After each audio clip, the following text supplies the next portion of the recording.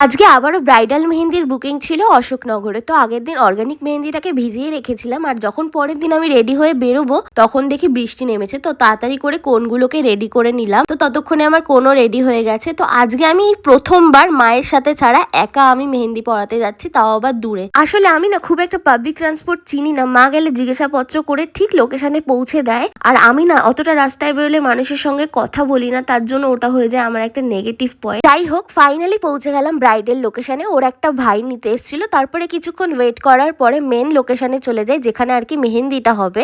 তো ব্রাইড আমাকে বলেছিল এরকম একটা ডিজাইন করতে, তো সেটা আমিও ওনাকে দেখিয়েছিলাম। ওনার এটা পছন্দ হয়ে যায়। দেখো, বা হাতের লেন্থের ডিজাইনটা না তোমরা বুঝতে পারবে না, কারণ হাতে পুরোটাই ট্যাটু দিয়ে ভর্তি ছিল। তো তারপরে আরেকটা হাতে স্টার্ট করি। এই হাতের ডিজাইনটা আশা করছি বুঝতে পারবে, কারণ এই হাতে কোনো ট্যাটু ছিল না। ফিগার এলিমেন্টের মধ্যে সব থেকে পছন্দের ডিজাইন কিন্তু এই সোয়ানটা। দেখতে না খুব সুন্দর লাগে, পুরো লাভের মতন। তো একটা দিক হয়ে যাওয়ার পরে হেয়ার ড্রায়ার দিয়ে শুকিয়ে নিয়ে পেছন দিকটা এবার করা স্টার্ট করলাম।